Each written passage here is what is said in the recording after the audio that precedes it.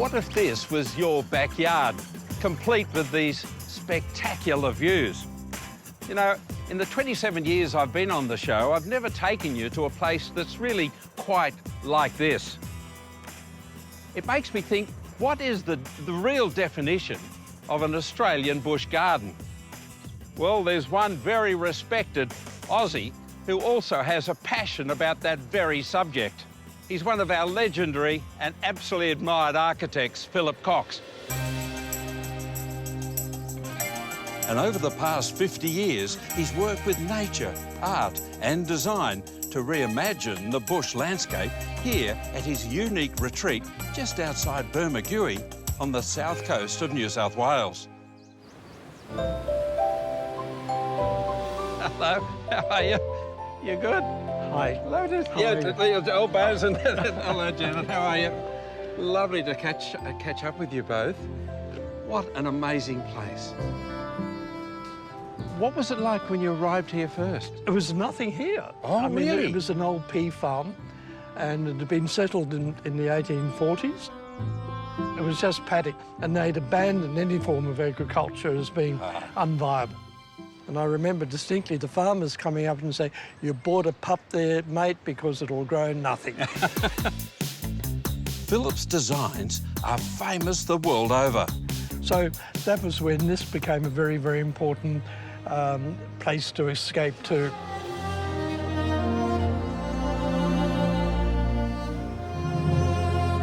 When Philip had come back, yes, we'd come down here. It was just a haven, which was crucial for me in my work as a writer, and not, but more crucial for Philip because his life was so insanely busy. I became more conscious of the Australian landscape as such. I thought how different it is. A very different look in the courtyard at the back here. We have indulged here in the courtyards to soften it a little bit.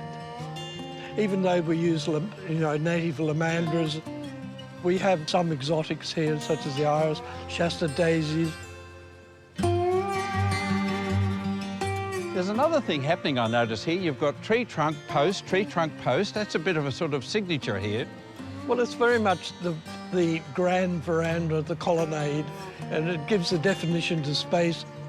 Is that a bit Greek? Well, of course. I mean, everything comes from Greece, classical Greece. In architecture.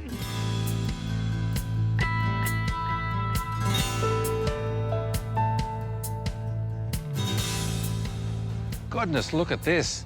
This is like going into the Parthenon. They're here to define the space. And of course, in this case, you've used spotted gum, are these? Spotted gum, and to give the feeling of forest as you come in, or the beginning of the adventure to the forest. I think we should explore it. Yes. For Philip, this is where his ambitious bushland vision truly begins. All 80 hectares in the expert care of his landscape manager, Tristan Dalziel. What we did was weave these spaces to reveal the true quality of the bush. You get this contrast between the natural and the manicured areas. Wow. Now the architect, maybe the landscape architecture comes out in you. What a grand vista. Well, I think it's a bit like doing a painting. It's looking at the forest and then trying to reveal the meaning of the forest behind it by putting a piece of architecture in it and then repeating the colonnade, the columns, which are then reflected in the pond itself. This place here belongs to the swamp mahogany, doesn't it, really? It does. That's the meaning of an organic architecture. It's not there to impose itself. It's there to integrate, yes, but still have meaning. And of course, you've got the series of ponds coming through. There's a little bit of damming in places to obviously retain the water because there was no water here before at all. No, right. And the yellow sculpture repeats the colour of the iris through it, as does the glimmer of the fresco in the pavilion itself picks up the yellow. Look at the reflection now. Now, that's obviously your design. It is a part of the design. Isn't that amazing? It's very deliberate.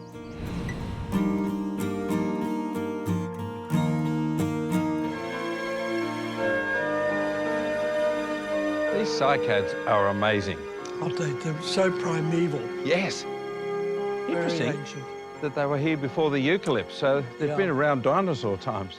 I feel like a dinosaur walking through here, actually. Wow, this is a strong statement, I guess, of what happened here in the fires. Yes, well, it was done by Jan Mallison, and it was in commemoration for the fires, but what she took was the Angophora with the paired leaves. It's quite beautiful, isn't it? It is, it's incredible the way in which there's a quality of the fire, or the residual of fire, and the way the regrowth has occurred.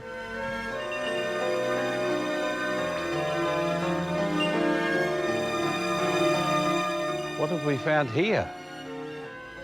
Well, this is a piece of sculpture by David Doyle. I use the word effervescent. It's like a glass of champagne. Yes, it is. You know, to find it in the bubbles coming the through. bubbles coming out, and the children love it. Being able to see their faces in the various Exactly. balls. You see yourself in the forest. Well, that's right. It's like a bad Zoom meeting, I think.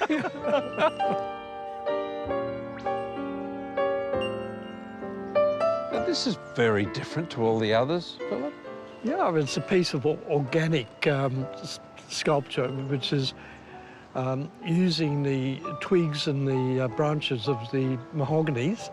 The story behind this is it was done by Peter Collins, called Beetle, and he knew surfing. He knew the dynamics of the wave. He'd been in and here. you can see Yes, it's actually very solid, isn't it? it is very solid. How old would it be? It's about 30 years old. Oh, good gracious. Yeah, but it shows you the resilience of the mahogany. Yes, you of know, the indestructible almost. Exactly. They're just beautiful.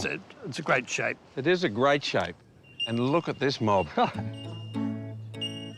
Well, I can say I have never walked amongst a mob of kangaroos on the run before, Philip.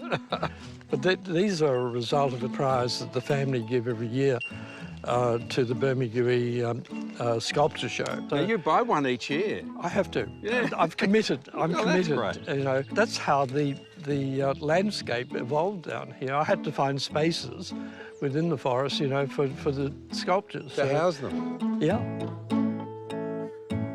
And talking about housing, what a block of yellow up there. Wow. Another surprise. I've got a memory of where I've been in Southeast Asia and where I've worked. And so the collection is mainly Indian, Malaysian, Indonesian and Chinese. Right. Looking around, your favourite pieces? I think the Gupta of India is a classic piece. And I love the Donald Trump hand. I read in your book about the garden and about the Australian garden that you thought maybe taking this project on, you needed a form of insanity. How do you feel now? I think I was totally insane. What's the statement that you're wanting to make here for the future? Well, I think the statement is love what is the landscape that has been given to you and treat it lightly, but intervene in such a way that you reveal the true meaning of the landscape. I find it fascinating that you've created amazing structures around the world, yet I have a feeling your heart is here. Very much so. This makes me humble to experience that humility within such a glorious environment is what it's all about. Yeah. Thank you for your time today. Thank you. It's been just wonderful. I will remember this Good. and the two of us being here.